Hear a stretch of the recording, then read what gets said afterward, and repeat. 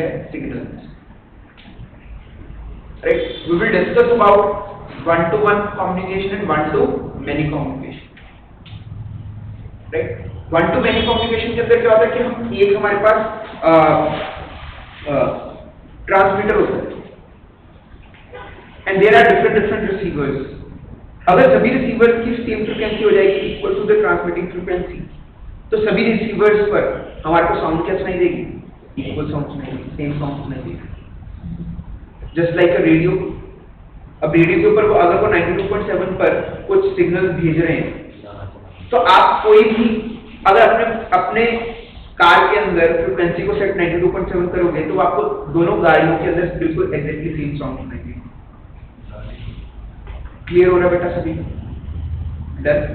तो हमारे पास बेटा उस फ्रीक्वेंसी पर करंट की वैल्यू क्या हो जाती है? मैक्सिमम हो जाती है।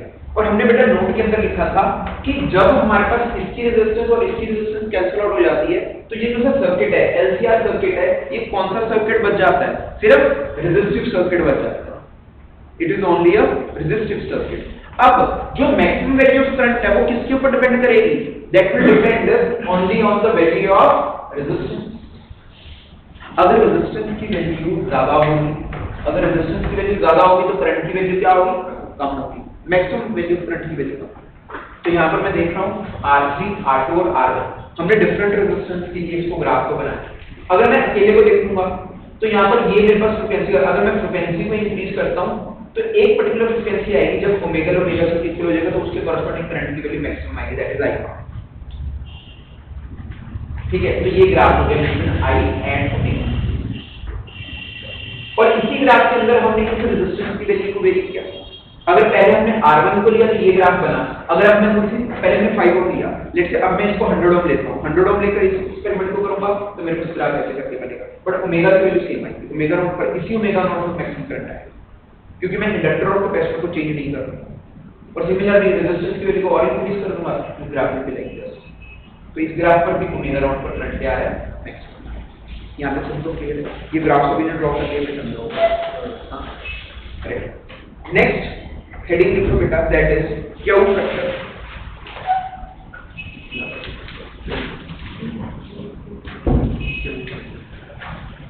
क्यू फैक्टर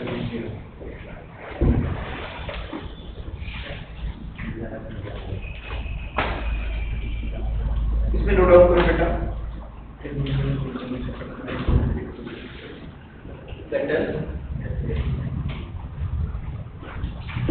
क्यू फैक्टर और quality factor,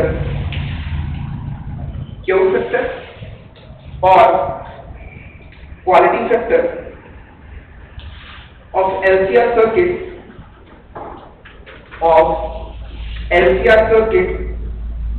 is defined as the ratio of voltage is defined as the ratio of voltage developed across inductor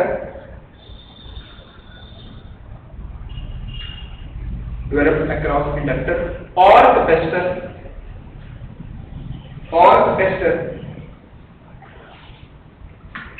at the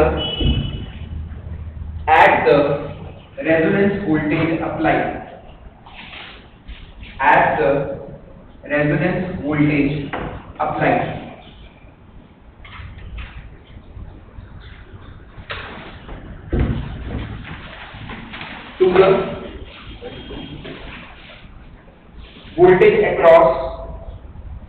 to the voltage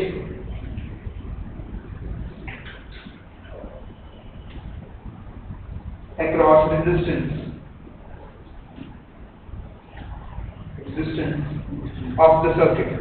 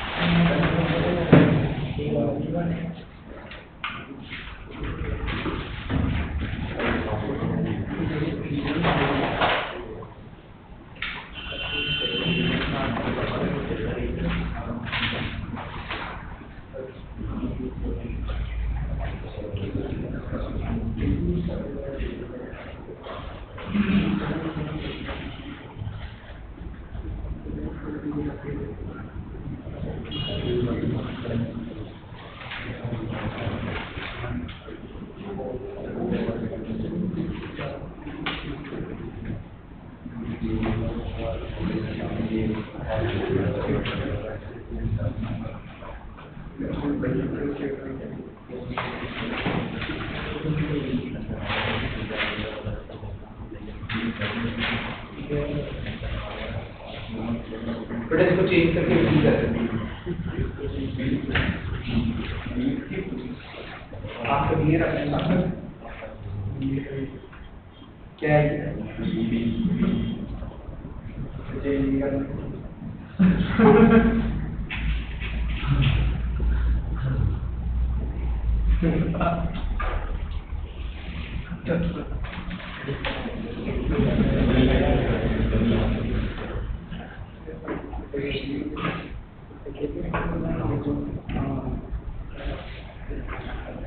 युवराज जी खड़े हो जाओ, खड़े हो जाओ, नहीं खड़े हो जाओ, खड़े हो जाओ, मैं बोल रहा हूँ खड़े हो जाओ, नहीं खड़े हो जाओ, खड़े अभी खड़े, मैं बोल रहा हूँ खड़े हो जाओ। आपको मेरी बात सुन रही? क्या बोला मैं?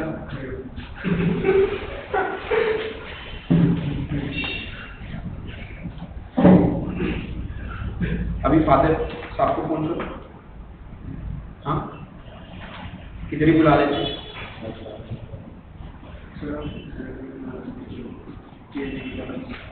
जो कुछ ना मेरे से पूछ, अब वो आवाज आएगी सीधा कॉल है नहीं।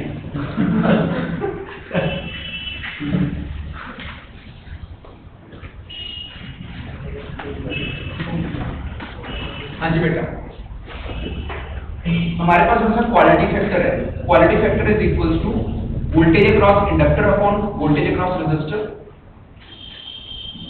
या इसका दूसरा फॉर्मूला क्या है, that is voltage across capacitor upon voltage across resistor. चाहे इंडक्टर के क्रॉस वोल्टेज ले लो, चाहे कैपेसिटर के क्रॉस वोल्टेज ले लो। तो बेसिकली वोल्टेज कब लेनी है, जब when it is equal to resonating frequency. तो VL और VC की दोनों की वैल्यू सेम ही होगी, यानी कि कैपेसिटर के क्रॉस जो वोल्टेज आएगी और इंडक्टर के क्रॉस वोल्टेज आएगी वो क्या होगी, वैल्यू सेम आएगी।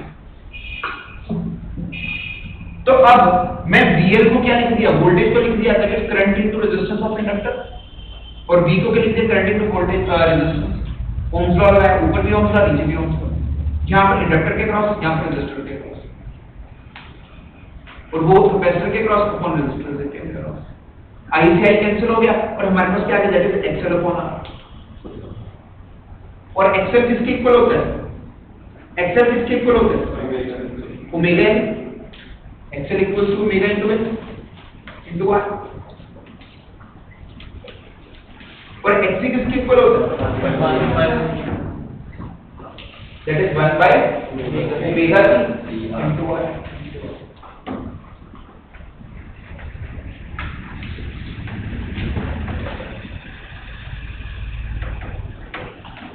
अब यहां पर हमारे पास हमारे को बोला गया कि जो हमारे को वोल्टेज लेनी है, ये कहां पर लेनी है, एट रेजोनेंस, रेजोनेंस पर लेनी है। तो रेजोनेंस पर ओमेगा की वैल्यू कितनी होती है, हमने अभी लास्ट कभी डायरेक्ट किया, दैट इज 1/√L।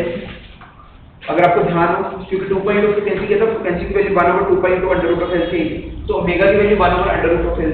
ये बात सबको समझ में आती है, पक्का? ठीक है। तो अब अगर मैं वहां से ओमेगा की वैल्यू को यहां पर पुट करता हूं, दैट इज 1/√L C, तो यहां पर अगर पुट करूंगा तो क्यों किसके इक्वल आ जाएगा, that is 1/√L C into L upon R. तो मुझे बताओ यहाँ पर ये अंडर रूट एल है डिनोमिनेटर के अंदर और ऊपर एल पड़ा हो, तो ये ऊपर काट के क्या हो जाएगा अंडर रूट एल आ जाएगा, ये अंडर रूट एल आ जाएगा और ये एल कट जाएगा, क्योंकि एल को आप क्या लिख सकते हो, that is under root L into under root of L divided by under root L under root C into R. तो यहाँ से एक अंडर रूट एल के साथ ये कैंसिल हो जाएगा, तो यहाँ से आपके पास क्वाड्रेटिक फैक्टर किसके इक्वल आएगा, that is under root of L by C into 1 by R. अच्छा ये आर अंडर रूट के अंदर नहीं है, तो अगर मैं थोड़ा सा क्लियर क्योंकि क्वाड्रेटिक फैक्टर का फॉर्मूला क्या है, that is 1 over R under root of L by सी।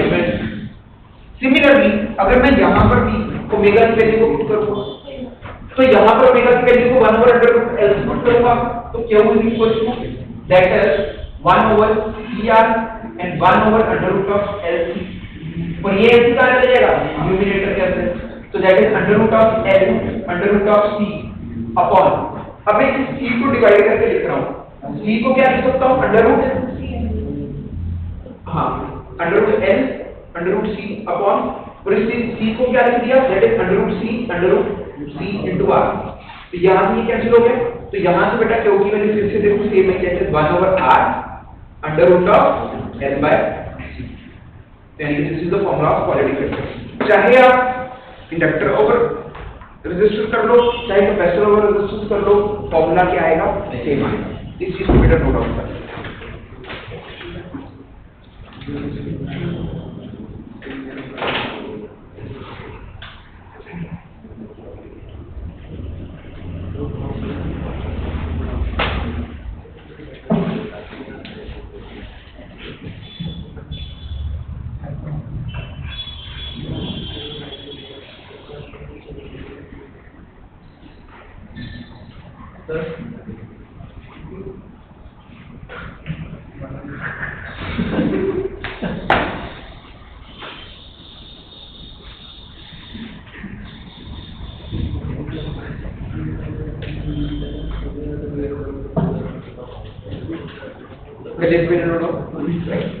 लिखो बेटा Q factor of a series resonating circuit,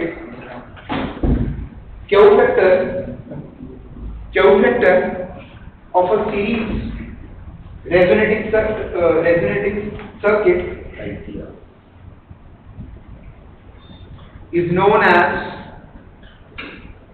is known as voltage multiplier, is known as voltage multiplier। एक लाइन छोड़ के देखो, it normally varies from 10 to 100,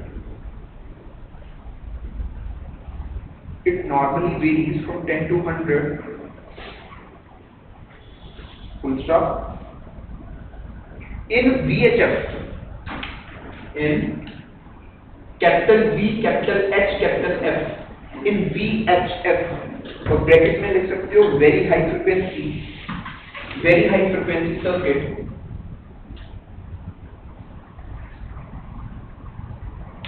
its value